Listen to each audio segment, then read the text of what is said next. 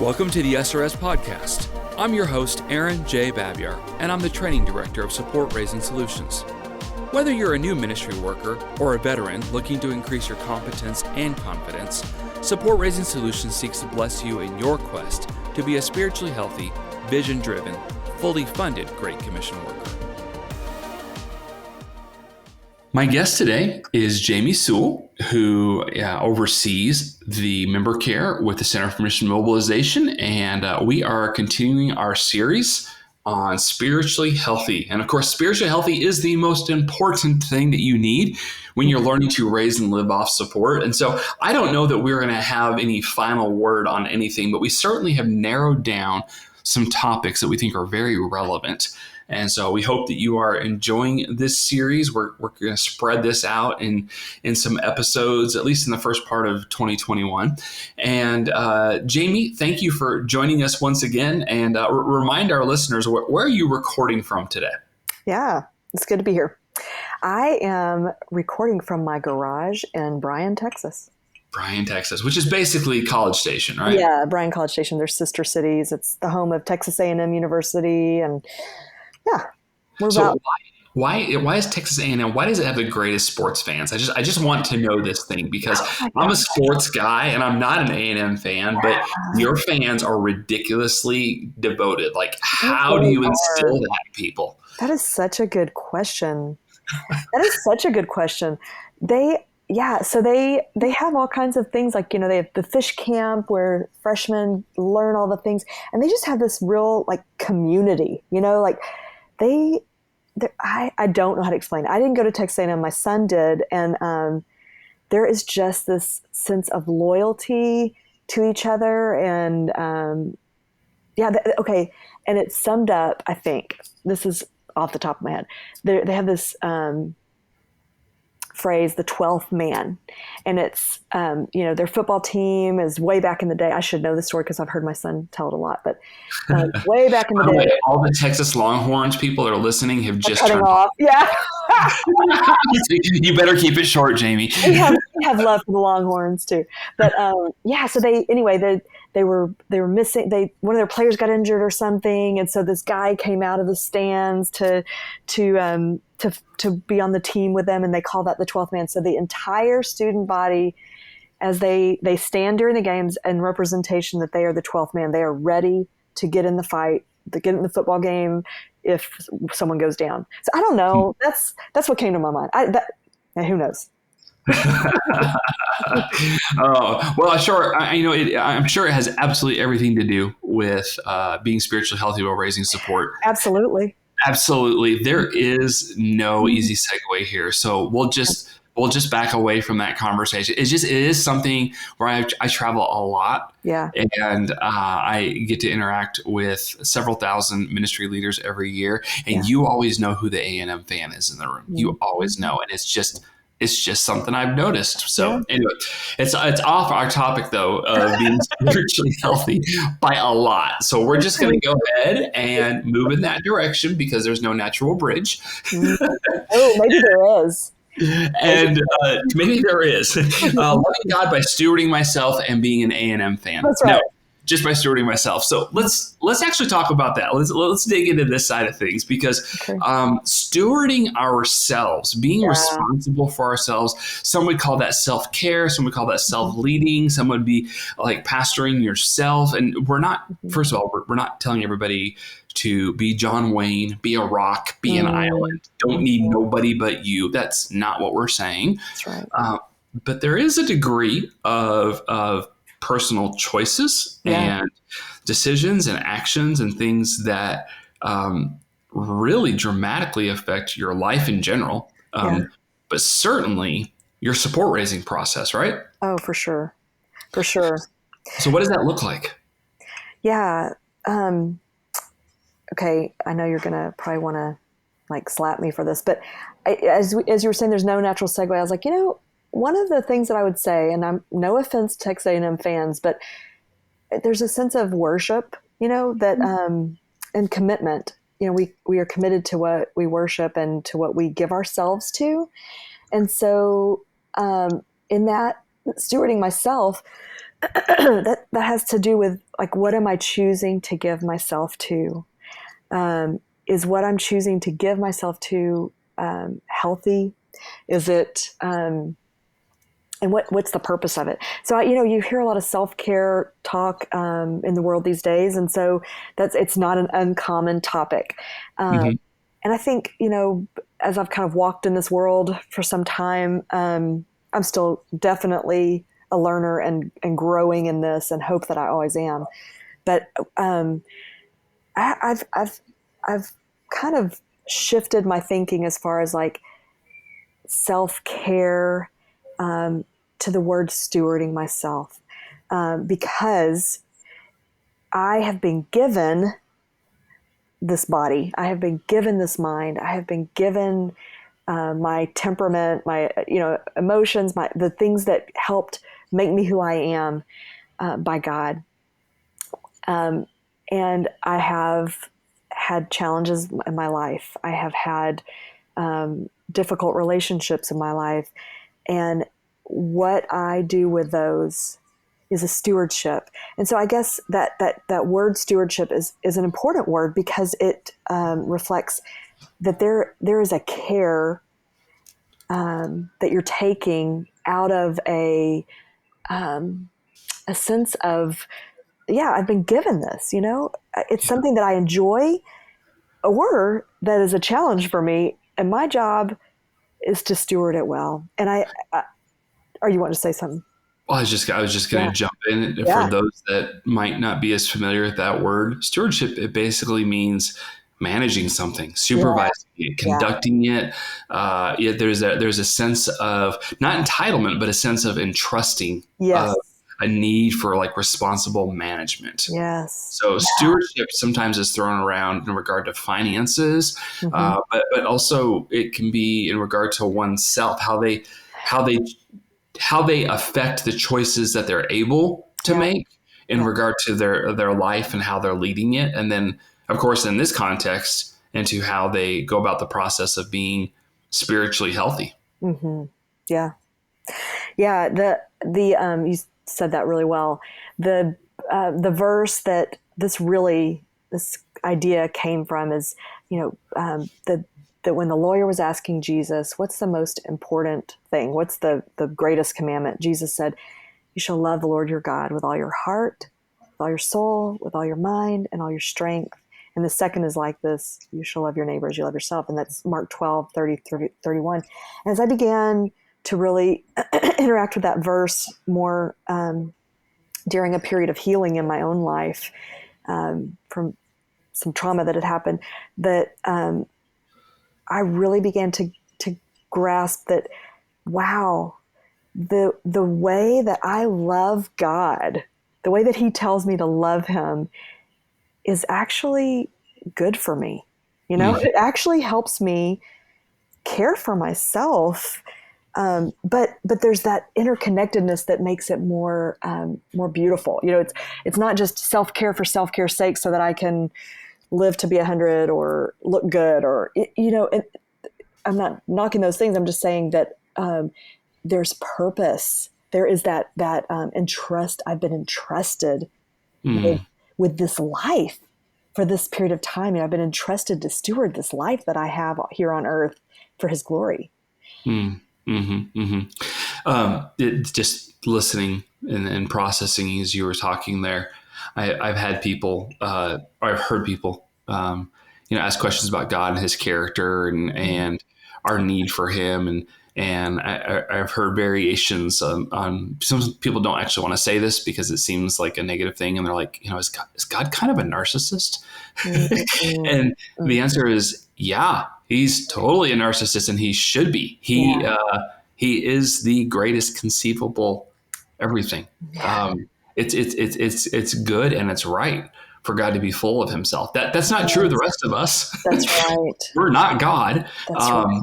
but our need for God is so profound. Oh, wow. And we are made in His image, but we are not Him. And so, for us to have that focus, for us to realize that part of stewarding ourselves is learning to love Him well. Mm. That is actually one of the very best, healthiest things that you will ever do. If not, if I don't know, I said one of, it is the best, healthiest thing you will ever do because of your need for your creator. That's right. And so within that, as we're trying to figure out stewarding ourselves well, Yeah. in relation to being spiritually healthy, and connecting that with raising support, there is a bit of a popcorn trail there, isn't there, Jamie? So, in my experience and what I know, again, learning, growing, the loving God by stewarding yourself. Again, I said loving God with all your heart, soul, mind, and strength. I really see that as areas of awareness, right? Areas to like think through how am I engaging my heart, my affections, my emotions. And I know we talked about in a previous episode of that our emotions are indicators. They help us know what's going on beneath the surface, and that's good for us. If you don't know how to get in touch with your emotions and to identify them, I would encourage you to start there for self-care. In this arena, in what we're talking about right here with like loving God with all your heart, because being able to explore those, lay them out before Him, it's that sanctification, right? It's what area am I more connected to than you? Where does my heart go that is never going to fulfill me? What are those relationships in my life that are encouraging me? And what are the relationships that maybe I need to be more mindful about, or just set some healthy boundaries around, not barriers, but boundaries. That's kind of one piece. Then loving God with all my mind. Am I growing? Am I learning? Am I, putting it in support raising? You could think, am I learning and staying, challenging my brain and my mind and my thoughts, the lies, man. That would probably be the number one. Am I addressing the lies that I believe, the things that tempt me to want to quit or believe that I can't do this? Back to those challenges and limitations. So loving Him with my mind, that I am taking captive those thoughts and making them obedient to you. Then that you think about the soul. That's to me, that is like, that's at the core of who I am. That's me, my personality, my experiences, my spirit, who I am. And, I think this piece is one of the biggest ones because it touches on our identity. And so knowing who we are in Christ and really resting in that.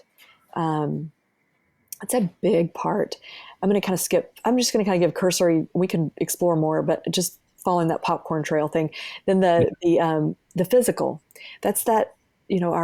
I think of that as like loving God with all our strength. That's our time, our energy, our resources. We hope and we pray for the people that we're going to meet with and support appointments, that they are loving God with their resources, right? Because that's going to help them be a part of our team. But also us, like, are we taking care of this body that God has given us so that we can engage fully in what God has called us to? Are our finances an area of hindrance? If so, we need to engage that, right? Because if we have unhealthy financial practices, that's going to affect our support raising. It's going to affect our relationship with the Lord, our relationship with others. Are we stewarding our time well?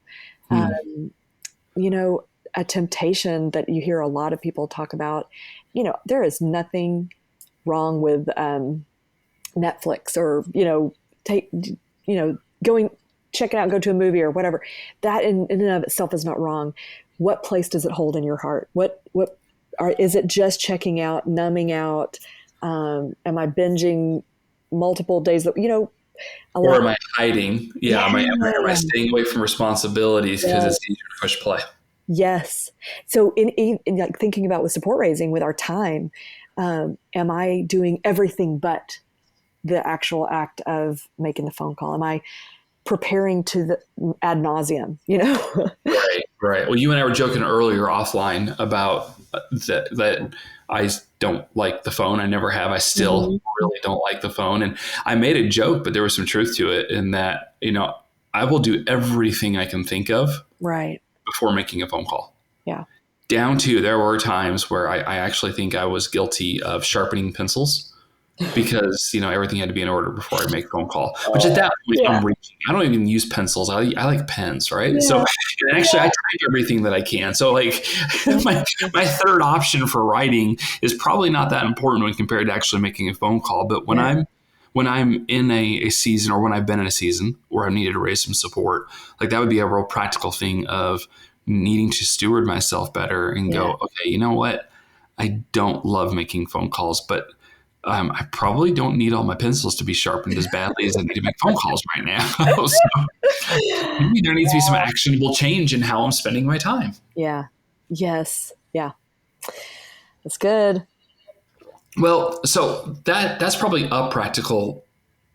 Yeah. We want to love God Yeah. well. We want to steward ourselves well, but also support raising. It is for a lot of people, if it whether it's something they're doing right now to raise the bulk of their fundraising for the first time ever, or maybe they're just taking a break from their normal ministry to do this ministry, and they need to do nothing but raise $500 more a month, and it's like the only thing they need to be doing. So we call those sprints. Yeah. When someone raise a chunk. Sometimes it's more than that. Sometimes it's less. But for people that are trying to steward themselves well, Jamie, I'm hoping that we can come up with some really practical examples and some ideas and connect that to loving God well by stewarding people's selves, really doing a good job for themselves while they're in that season. So right now, let's do that. So for our listeners, you might not be in this season right now, but I think we're going to talk to each other as if you are or we are for the sake of the conversation. Yeah. And what are some good practical things people can do to love God by stewarding themselves well while they're trying to raise support right now? Yeah. So again, like thinking through, and this is just kind of what I've learned.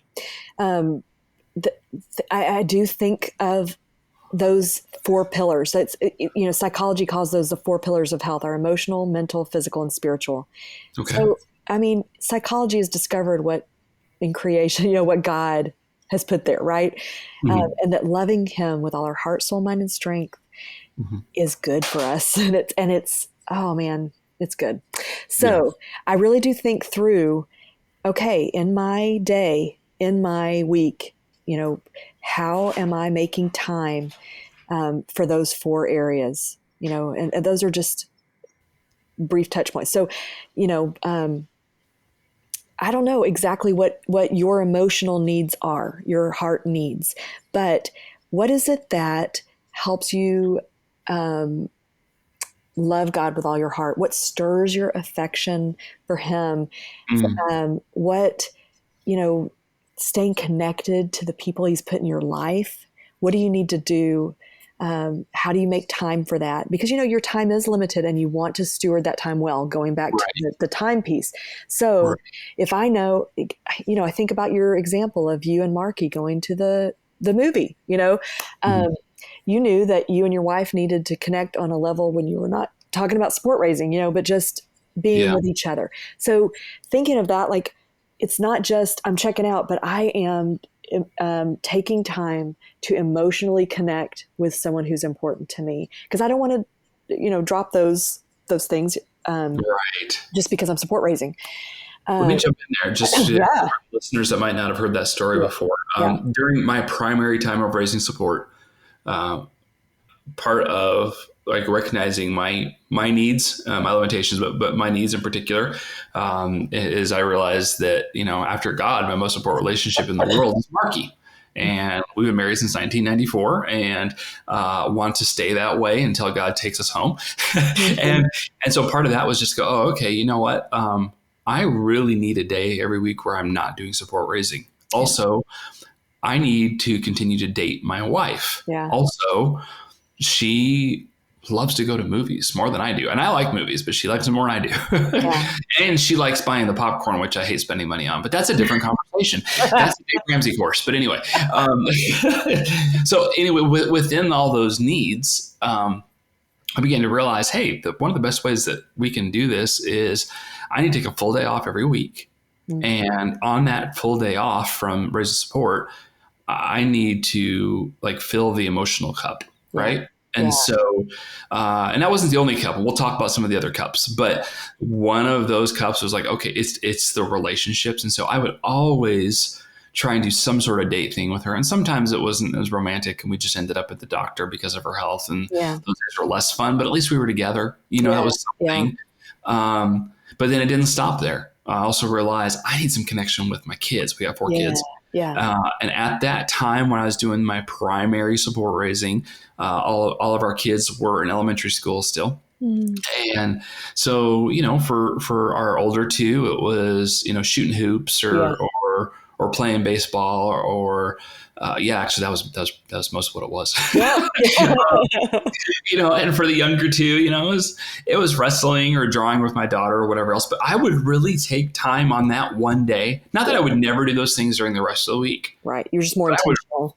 Really do those things on that day. Yeah. And that steward myself well in addition to some of the spirit, I take time to be with God and, it was I would call it a Sabbath day. Because it was so different from the rest of my week.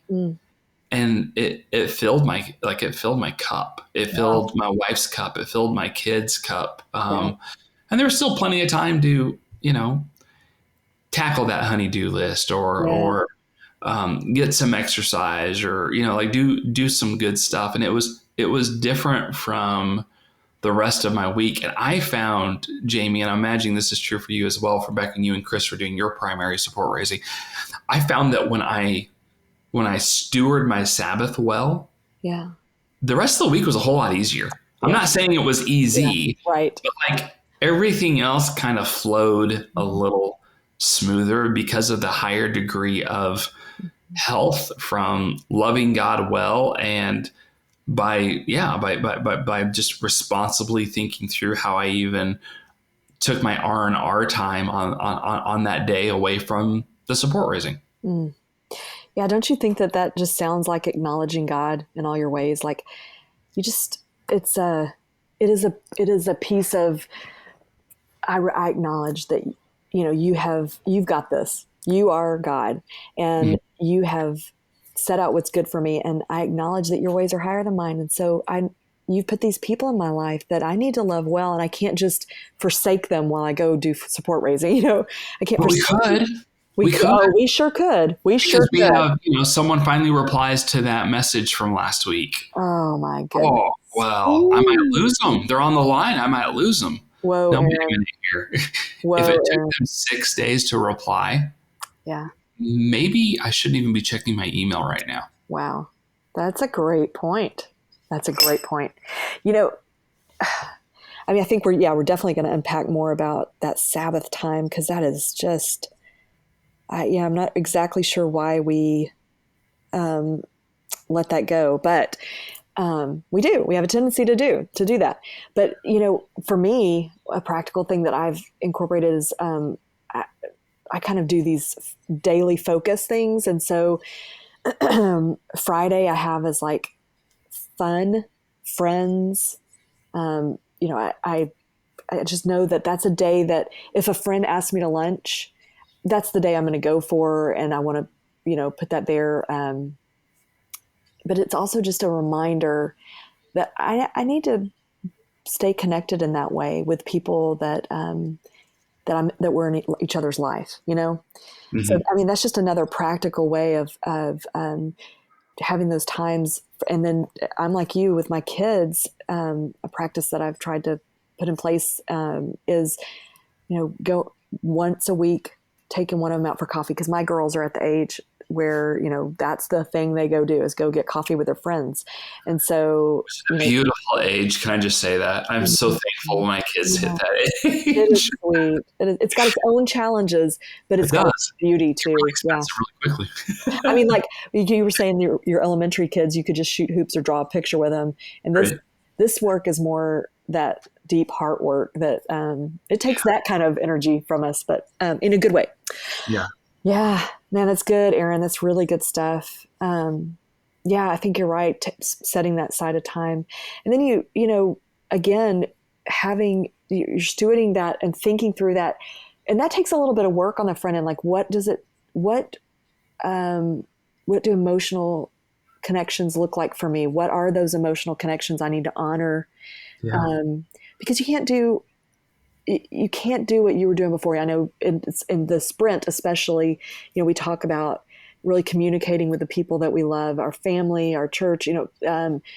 This is going to be a different kind of season for me. You're a priority to me. I love you. What is this? I want you to know that you're important to me, and maybe even coming back around to that, checking back in. How am I doing here? Are you feeling loved by me? How can I help you feel loved? So that we don't become all consumed with support raising. Right. Yeah, so true. You said something there too that I think just reminded me of a practice that I don't want to say we did it well, because I think there are times we didn't. I learned to more do this over time, but especially with our older kids, involving them Wow. in Yeah. the support raising, and in particular in the prayer aspect of it. Okay. I was going to ask how you did that. Yeah. Yeah, and that wasn't. Here's the deal: I didn't want my kids praying for money. Yeah. But I did want them praying for God's providence in bringing a support team that would actually pray for our family and fund the ministry. And so, like, I remember just being cognizant of okay, I don't want to make my kids like money grubby. I don't want my kids being like, oh, God didn't provide. They said no. Like, so the theology of trying to live in that and parent that was a challenge. But I do remember a handful of conversations where I just say, hey, please pray that, dad does a good job of inviting these people to be a part of our team with Exago.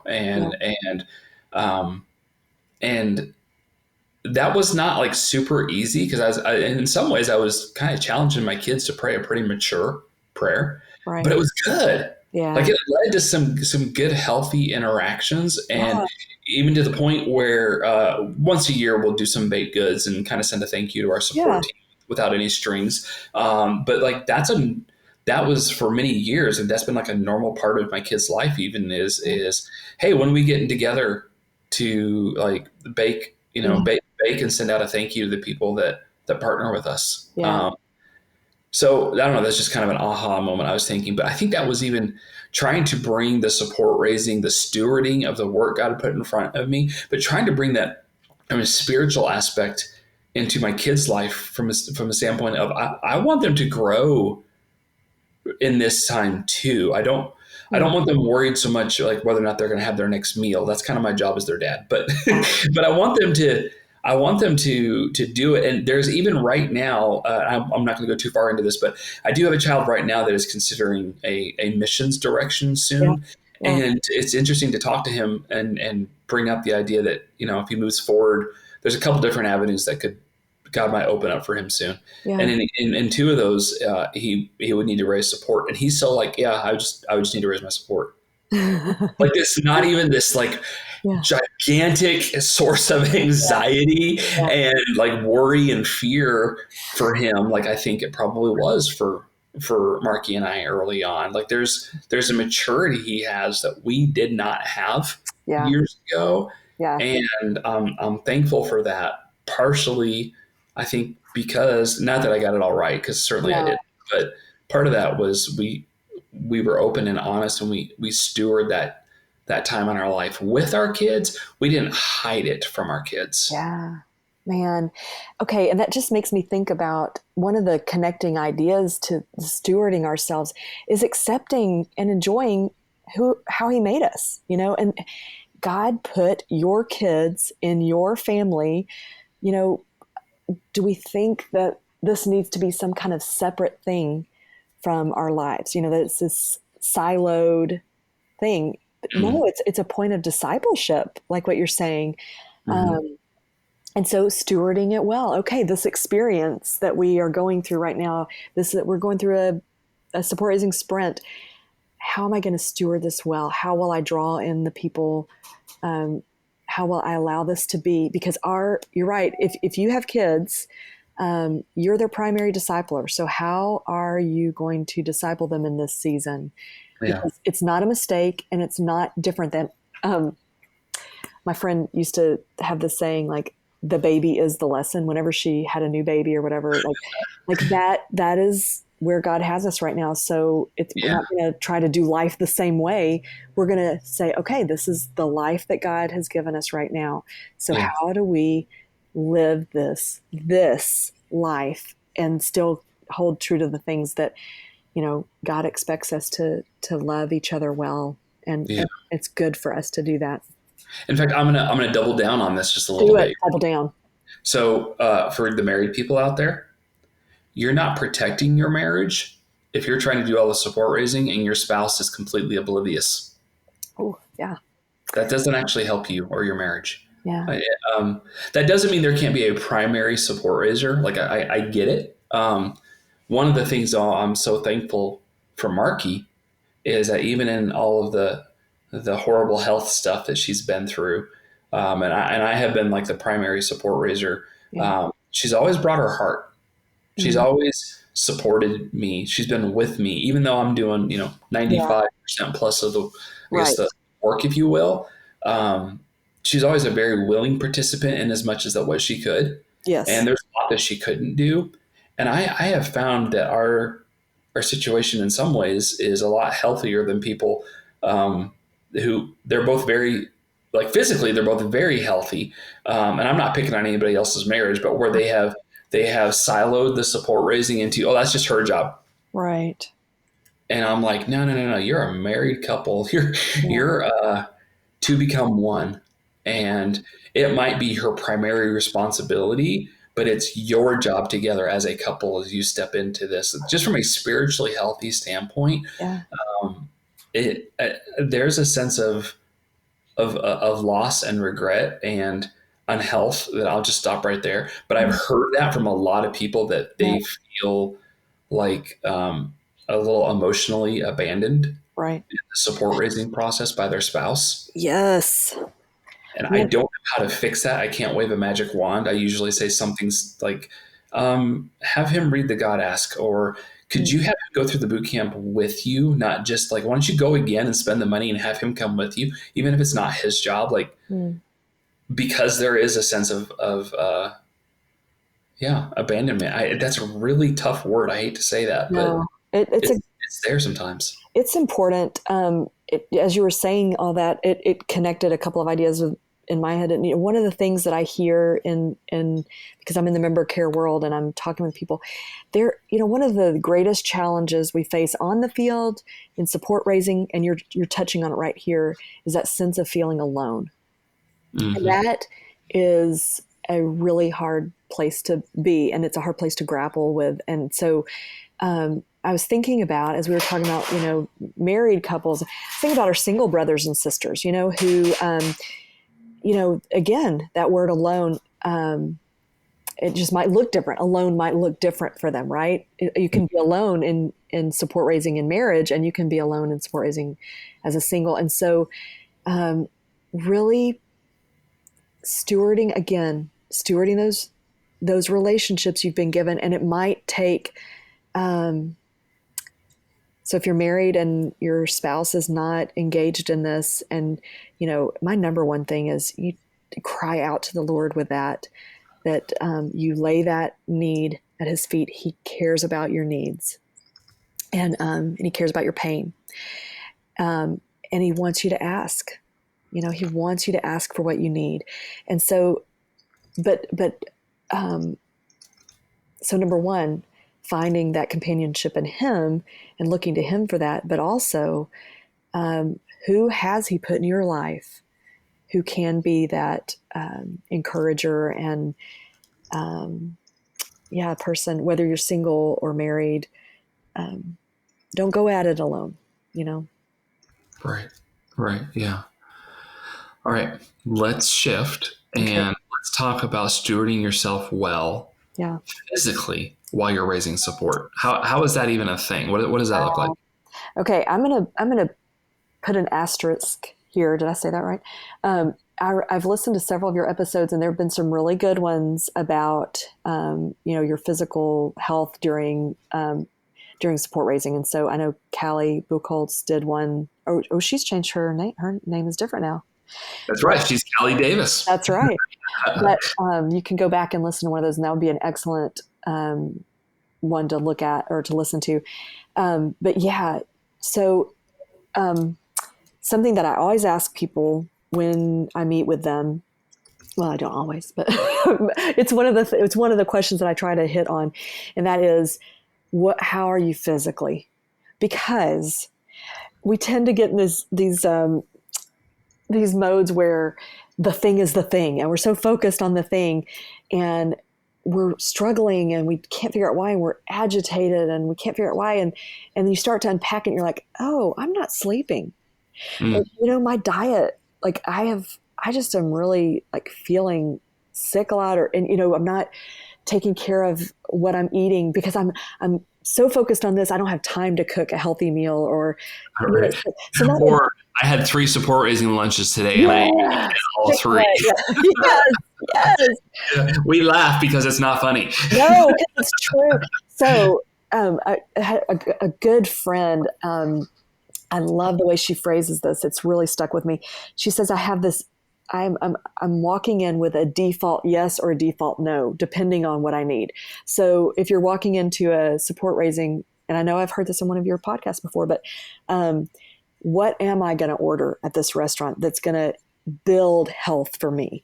I know that the food that we put in our body is either building our health or taking away from it. That's just, I hate to say that, but there's no real neutral. Unless it's Chick-fil-A. I mean, that's always good for you, right? They have delicious salads.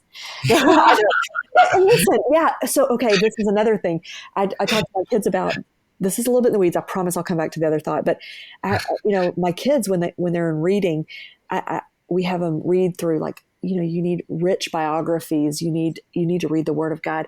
And then you can also have the junk food. It's not like you can't have the junk food books. You can't have the junk food or the treats or whatever. We're not saying that, but what we're saying is, what are you building? What is the bedrock of your health? What are you primarily putting in your body? Yeah. That's because it supports you through this season, Good analogy. Although anytime my wife has a People magazine, I am all about judging her, and I am judging her. But anyway. Yeah, that's a great analogy. That's a good one. Just do it. And so physically, yeah, it's a diet, not necessarily trying to lose weight, although that happens sometimes when people are support raising. Yeah. It's not trying to run a marathon, although sometimes people, they train. But there is particularly in the season of raising support, if you're intentional about your physical, you're going to be better off. I mean, you just are. And if you're not intentional, if you're like, I'm just going to do with, whatever happens. I've heard from, a lot of people who said, raising support was one of the best things for me, spiritually and emotionally and everything else. And it was one of the worst things for me physically because I didn't pay attention to what I was putting in. I didn't pay attention to if I was getting enough rest or sleep or whatever. And I crashed, and I've heard a lot of variations of a lot more of those type of stories than I have of my one friend that I've talked about on the podcast before, who actually lost 80 pounds while he was raising support. Simply because he introduced just some healthy personal disciplines. Yep. He didn't do massive changes. He just started eating differently, and he run a little bit every morning, and like the dude just like the pounds melted off him. That wasn't the goal. That was more like a healthy byproduct. So I wish that was true of everybody, but it sounds like a lot of people, Jamie, they don't think about the physical and while they're in that season of raising support, because they don't, for some reason, because it's physical, they don't connect it to being spiritually healthy. And yet there is a direct connection, isn't there? There totally is. I was just thinking as you were saying that, even food can be an emotional thing that we go to when we are having needs, when we are in like in stress.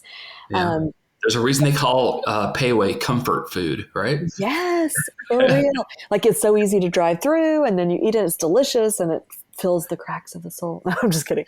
Um, um, no, but seriously, the, um, the times in my life when I have felt most wholly healthy, were the times when I was practicing physical, when I am practicing those physical disciplines and spiritual disciplines. And, we tend to want it to just be like this organic thing that just happens. But, you know, you, there are some wise ways that we need to just walk in because they're good for us and we need to trust they're good for us and walk in them, and so, and I just, God has given us good food to eat, to enjoy, and we want to enjoy it. But if we are just either going to it for our comfort, or Mm, or um, not not paying attention to it at all, and just yeah. putting whatever's in front of us in our mouth so we can get to the next thing. And But that can be true of lots of things. I mean, that can be true oh my about goodness, food, yes, about Netflix, even physical health. Like there are people that I know that they go to exercise for their comfort, and absolutely, yeah, I might have been guilty of that more than once, just because I it releases endorphins and I just yeah, feel so much better and blah blah blah, and not that it was bad for me to exercise, but when I'm relying on my exercise for like too much, like if yeah, it's like, again, we touched the last episode on things being an idol.